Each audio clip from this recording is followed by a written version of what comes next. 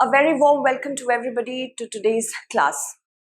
On 11th of May 1998, India conducted successfully 3 nuclear tests. These tests caused a lot of hue and cry and havoc around the world. But at the same time, it cemented India's position as a nuclear power.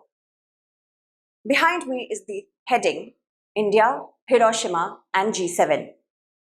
Japan invited the current Prime Minister of India as a guest to the G7 summit, as Japan is the host or the president of the G7 summit this year. The interesting part is that the current Prime Minister Narendra Modi, will be the first ever Prime Minister to visit Hiroshima after the Pokhran test. It carries a lot of significance, specifically when we are observing an anniversary of Pokhran 2.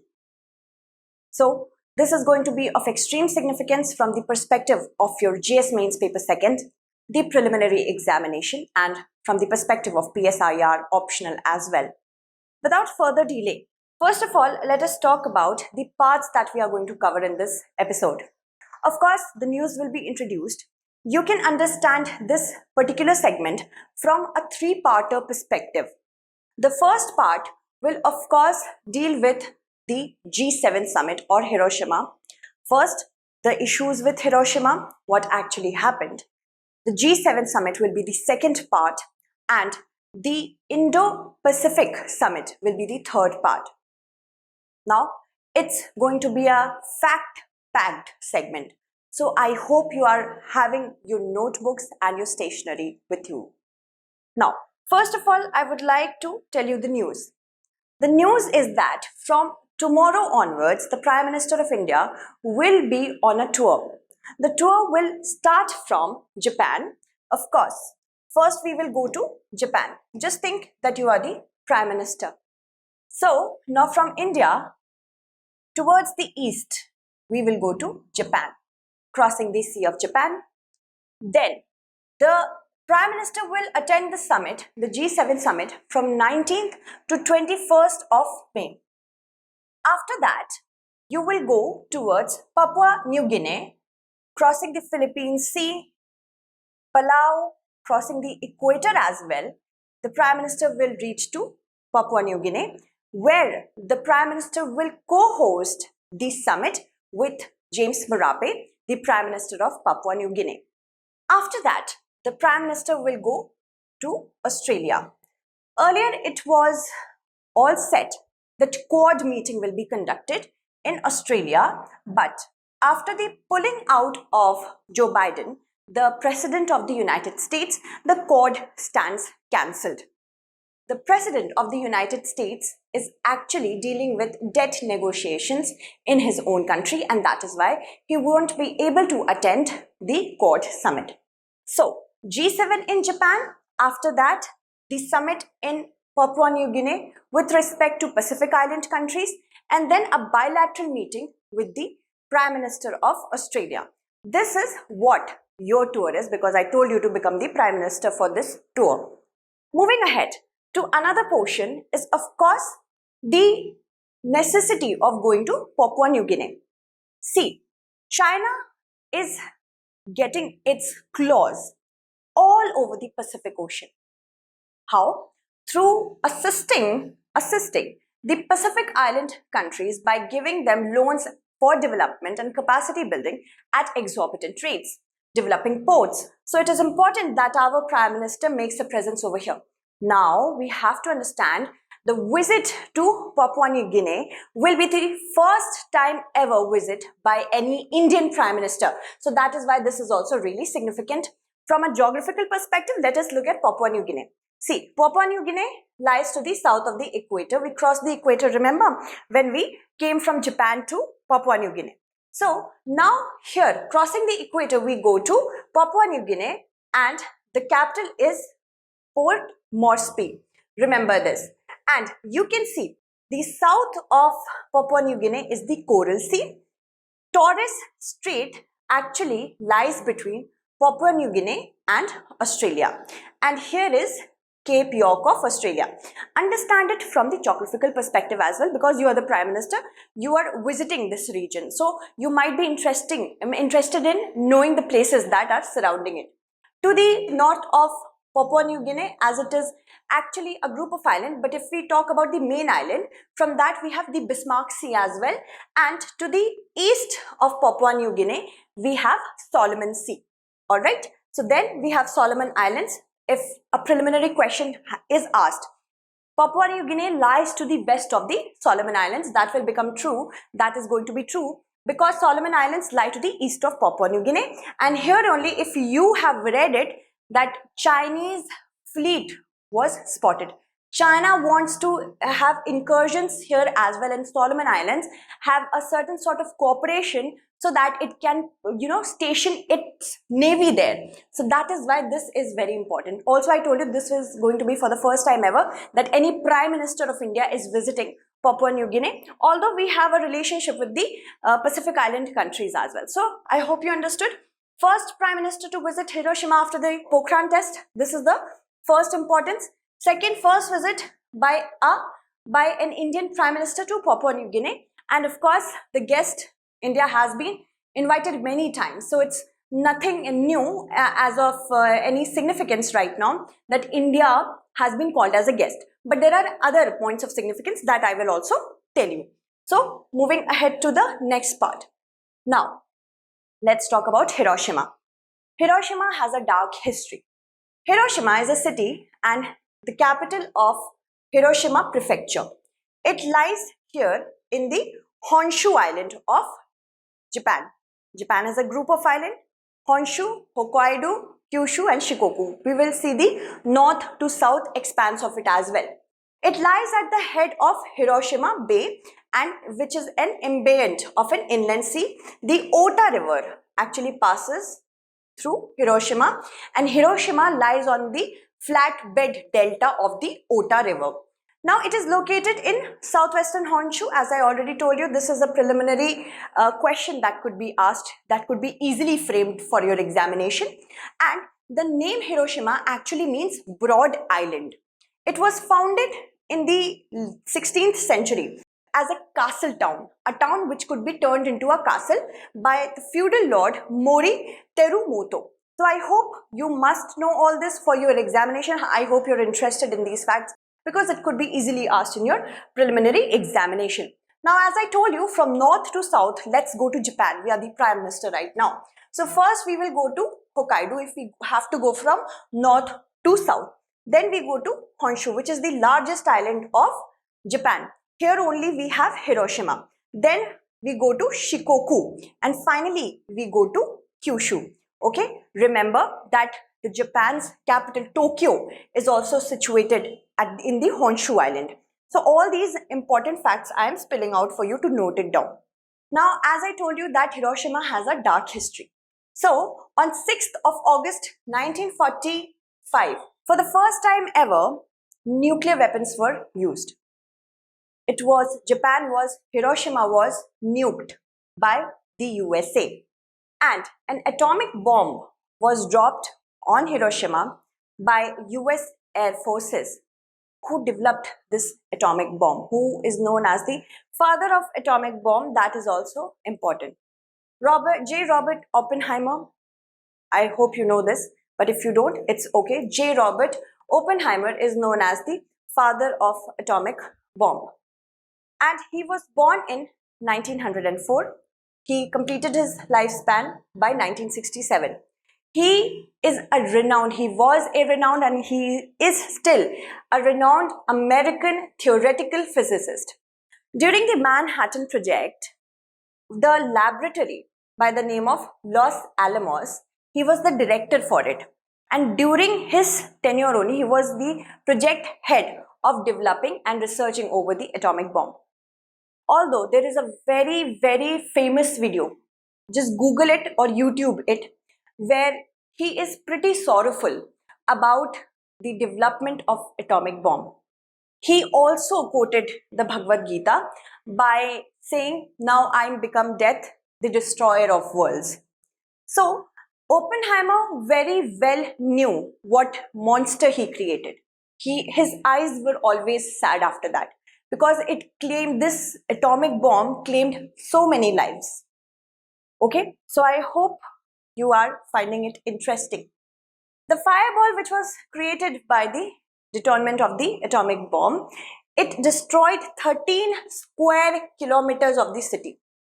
The range of death numbered up to 1,80,000. These are the official figures. Unofficial figures could be a lot higher. Now, why the impact of an atomic bomb was so hard on Hiroshima? That is also important for us to know. As I told you, Hiroshima actually lies on a flat bed delta. There are not many trees or hills that could protect Hiroshima from this explosion. And as a result, and also the atomic bomb was dropped in the midst of the city. That is why it claimed so many lives, so many innocent lives. So the firestorm in Hiroshima destroyed 13 square kilometers of the city. Almost 63% of the buildings were completely destroyed.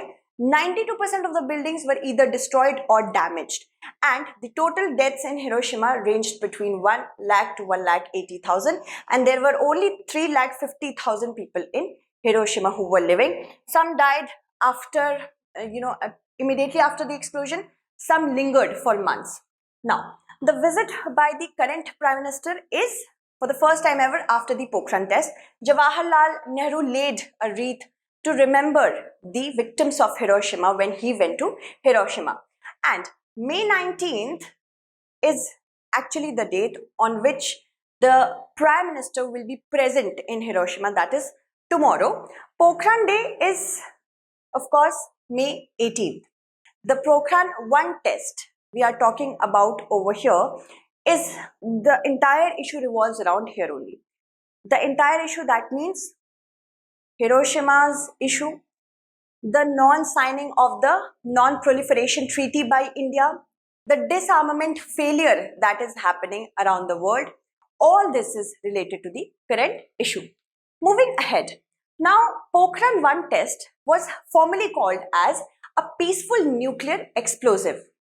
Why did we do this test? Experts say it was much more than a peaceful test.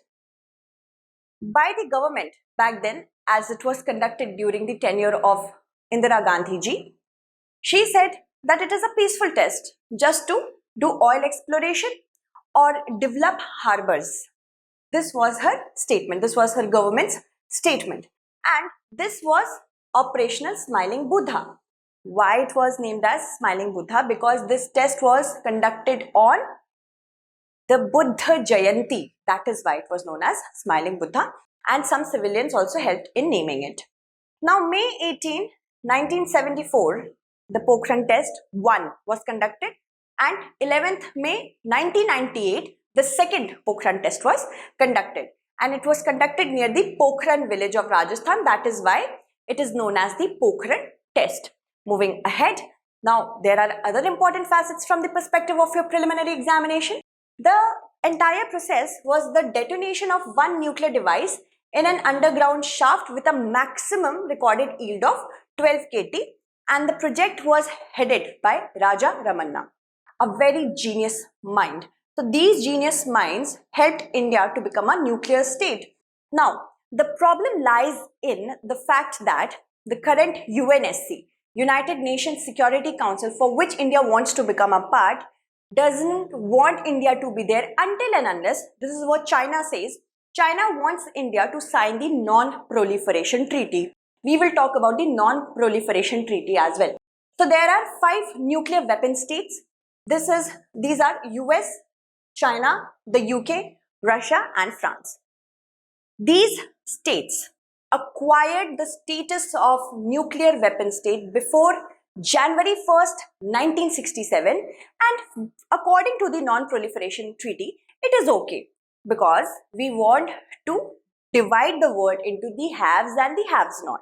So what happens is that by giving this non-proliferation of nuclear weapons as a form of treaty, they make it a legal document that we are the haves, we are superior, and you are the have-nots. It doesn't matter if you're conducting your nuclear test after 1967, but if you are not, abiding by the rules of the Non Proliferation Treaty, then you won't be referred to as a nuclear state. So this is what the NPT is. It is a big criticism of the NPT. And then the 5 members of the UNSC are the permanent members because they are the haves, nuclear weapon state. Moving ahead, if we talk about India and Hiroshima, India observes Hiroshima Day like the rest of the world to commemorate the memory of the victims of Hiroshima. Now, Hiroshima is beautifully entailed in a poem by the former Prime Minister of India, Atal Bihari Vajpayee ji. He wrote something like, जिन वैज्ञानिकों ने अणु अस्त्रों का आविष्कार किया था, वे Hiroshima Nagasaki के भीषण नरसंहार के समाचार सुनकर रात को कैसे सोए होंगे. That means those scientists who developed these atomic weapons, how could they sleep after learning the news about Hiroshima and Nagasaki? It is an irony that during his tenure only the second Pokhran test was conducted. But why did we need to conduct a Pokhran test? Second, that is also important for us to know. China conducted its nuclear test in 1964. India did so in 1974. After that year, after the 1964 nuclear test, China became much more aggressive. India was surrounded by 2 unfriendly neighbors now, Pakistan and China. China already was a nuclear weapon state and still has the power to be called a nuclear weapon state because of the NPT treaty. And Pakistan was like a neighbor who could nuke India if given a chance to. So India had security threat. Many experts call it a myth as well. We will talk about that facet as well. So India needed security. Security could only be developed by having nuclear weapons so that we can deter Pakistan and China. Also, the inaction of the US in the 1965 war added to the worries of India. That is why India, being surrounded by 2 nuclear weapon states, could not have the luxury of being a non-nuclear state. That is why it was conducted. Although Atal Bihari Vajpayee ji, he, after reading about Mahatma Gandhi's non-violence principle, and after the visit to Hiroshima, changed his mind. Why did he conduct the Pokhran second test? But it helped India to become what Ukraine would never be. If Ukraine had nuclear weapons, probably it could have been a probability that Russia wouldn't have attacked Ukraine like it is doing today. So it was a step, it was a natural step in the right direction. Some people say that it was very easy for India to conduct nuclear weapon test, but it is not so. India faced a lot of issues. And the problem is that nobody understands what issues were there. India was a highly dependent country on the West. The concept of India being a non-aligned developing country who is dependent on the West for economic, military and other sorts of, if need be, other sorts of provisions, how could it stand up for itself? This was not sitting well with the West. Back then, in 1974, now India has another stature in the world map, on the world map. Now, the Treaty on Non-Proliferation. What is this treaty? Why is China so adamant on India to sign it, for India to sign it? See, this treaty, it actually was introduced to the world in 1968 and it was in force. It came into force on 5th of March 1970. India did not want to sign it.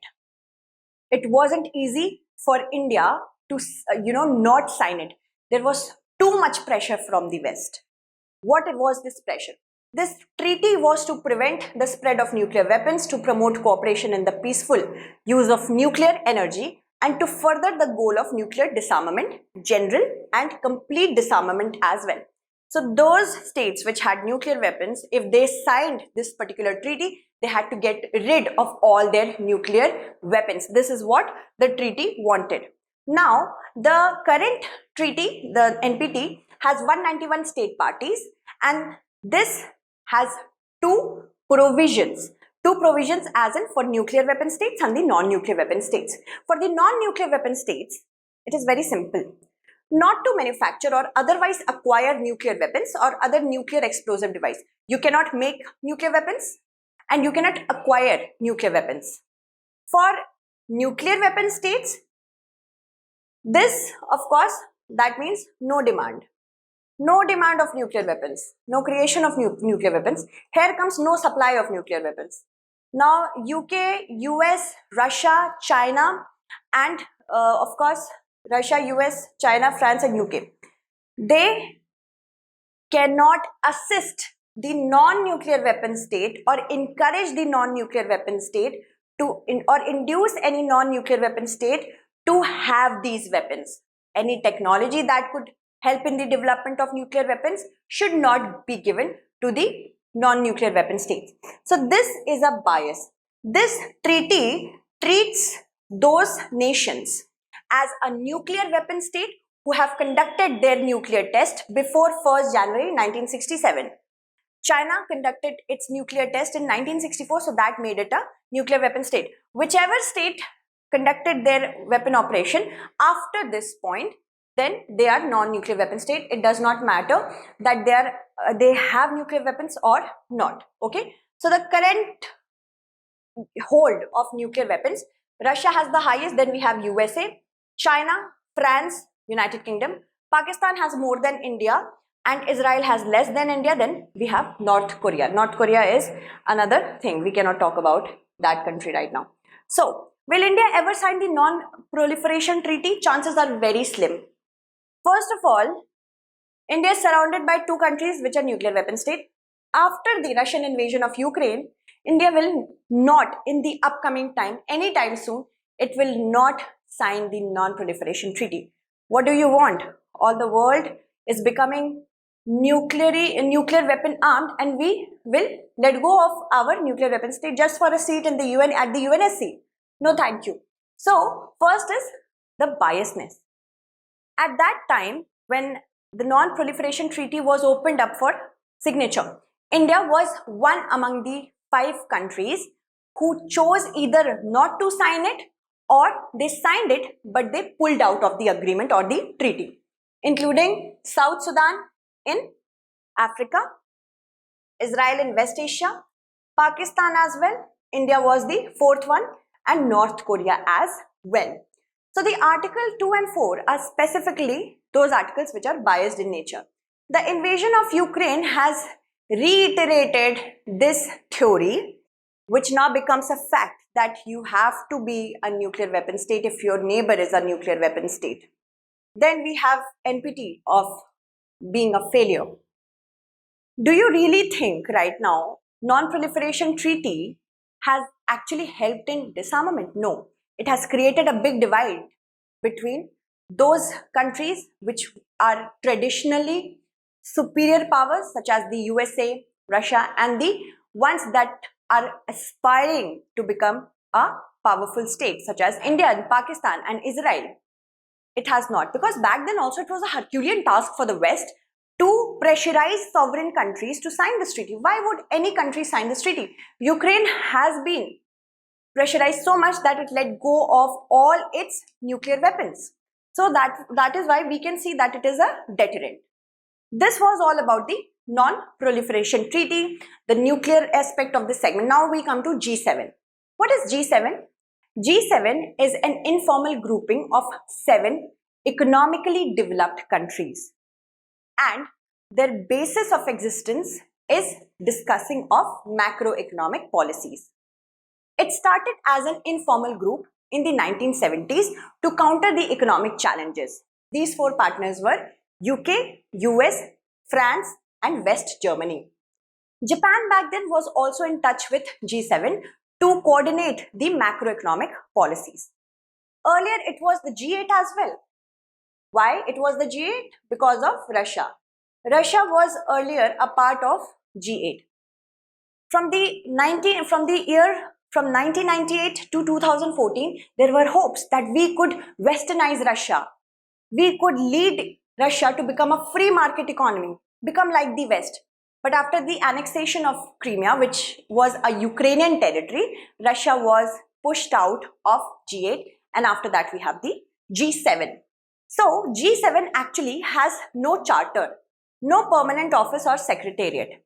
The presidents, they rotate year to year basis, and they host. The president right now is Japan. It is hosting the G7 summit in Hiroshima. So let us see who are the G7: USA, Canada, United Kingdom, France, Italy, Germany and Japan. Okay, note it down.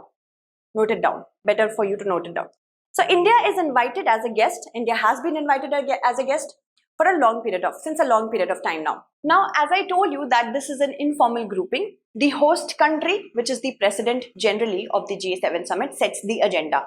Now, the agendas can go from either global governance or Russia-Ukraine war. Russia-Ukraine war will be, of course, the linchpin of the entire summit right now because it is hampering the economy.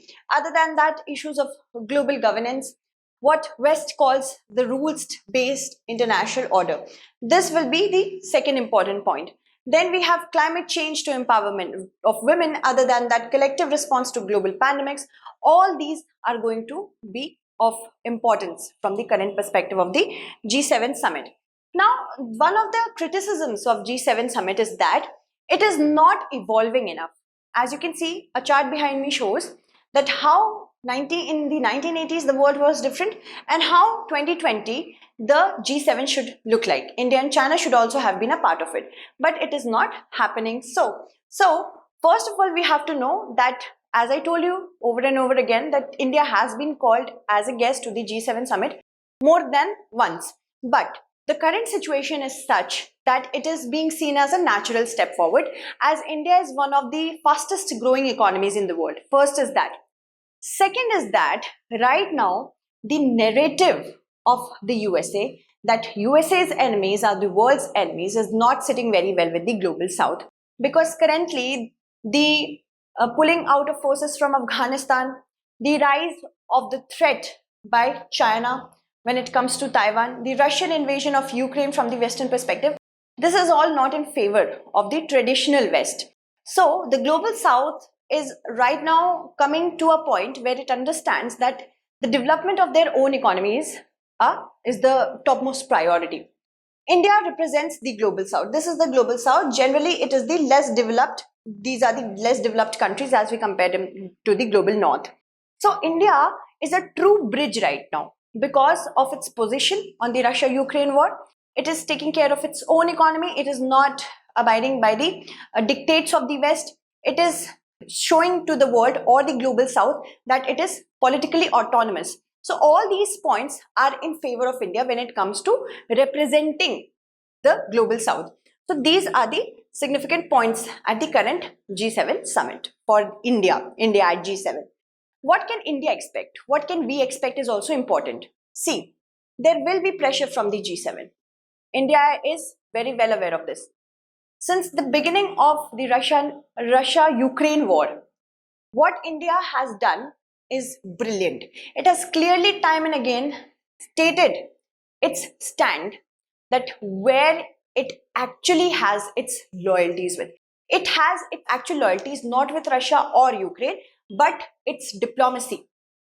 When India doesn't want anybody else to interfere in Indo-Pakistan relations and Indo-China relations, it is not going to interfere until and unless both the countries who are at loggerheads, in this case Russia and Ukraine, if they do not reach out to India, India is never going to become a mediator. So India from that perspective is going to be under pressure. India has increased its exports to Russia and it is touching an all-time high if we talk about the pre-Ukraine war levels. India has exported engineered goods, engineering goods, organic, inorganic materials. Other than that, we also have exported drugs, pharmaceuticals. India has its oil imports soaring from Russia when it comes to trade. So G7 will definitely be in a favor or will try to pressurize India to reduce its trade relations, imports, exports, so that they can weaken Russia economically, but India is not going to get bogged down under any sort of pressure. Why India won't sign the Non Proliferation Treaty? I have made it very clear to you. Because the thing is that G7 is going to happen in Hiroshima, at Hiroshima. Here is the problem. Because India might be pressurized into signing the NPT because India wants a seat at the UNSC. But India has its nuclear policy very well laid out. First point of the policy says that India is maintaining the nuclear arsenal in order to maintain minimum credible deterrence. Deterrence is something, if you are not going to attack us with the help of nuclear weapons, we are also not going to attack you. And I have nuclear weapons, so you will not attack me with the help of nuclear weapons. This is the deterrence. That means if you attack me, I will retaliate with a much larger force. India has neighbors, 2 nuclear empowered neighbors, China and Pakistan. First that. Second, India has also ensured that it is not going to use the nuclear weapons as the first country to use it. As in any war, it will not nuke any country with which it is at a war with for the first time. It will only do so in retaliation. Third point is that India is not going to nuke any non-nuclear weapon state. We are not going to use a nuclear weapon against the countries which do not possess nuclear weapons. So India's policy is very well laid out, very brilliantly laid out. India is again not going to, the chances are really slim that India is going to bog down under any sort of pressure. The third part to this segment is visit to Papua New Guinea. It is for the first time ever that an Indian president will visit Papua New Guinea to co-host the 3rd Indo-Pacific Islands Cooperation Summit with the Prime Minister of Papua New Guinea, James Marape. So, this is for the third time that we are going to co-host. And India has also hosted the 2nd summit. Okay, so let us see that. First, of course, we have to know about the Pacific Island countries. There are actually 14 Pacific Island countries. These include Marshall Islands, Solomon Islands, Papua New Guinea, of course, Vanuatu, Tuvalu, Tuvalu. Then we have Samoa, here it's written. Federated States of Nauru, Niue, Palau, Papua, New Guinea, Samoa, Solomon Islands, Tonga, Tuvalu, Vanuatu. Fiji is also there. Cook Islands is also there. Kiribati is over here. Every possible country, island country that is important in the Pacific, 14 countries. Those include the Pacific Island countries. These are the Pacific Island countries. And if I talk about the summit that was conducted, first summit by the name of FIPIC, Forum on Indo-Pacific Island Countries Summit, was held in Suva. Suva, where is Suva? Suva is the capital of Fiji. Alright, and this was historical. It was conducted in November 2014. Second summit of this forum took place in Jaipur, India on 21st August 2015. And this is going to be the 3rd summit. So prelims, if it asks you a question, you have to answer it. Then we have, how does India actually help the Pacific Island countries? We help them in the through development assistance under South-South cooperation and capacity building. In capacity building, it could be community development projects such as solar electrification, supply of agricultural equipment, computers and LED bulbs, sewing machine. We provide them these stuff so that they can be economically empowered and do not depend on any other country for a very, for too much assistance like China. And if their economy is going to do well, we will be able to trade with them very well and we will be able to get a connection built very well. And dialysis machines, portable sawmills, boats, pickup vehicles, etc. This is the thing. Then, of course, we know that from the climatology perspective, these countries are very vulnerable. So we have International Solar Alliance with them. Many countries are a part of it. Coalition for Disaster Resilient Infrastructure. Under this only, India, Australia and the UK and small island developing states, they launched infrastructure for resilient island states. At COP26 at Glasgow on 2nd November 2021. So this is the entire point of today's segment, to introduce you to new concepts or old concepts in a new way, or concepts which are old in a revived way. We conducted a session which was jam-packed with facts. I thoroughly enjoyed telling it all to you. I hope you also enjoyed learning it today. Now that's it. Thank you so much for watching and stay updated.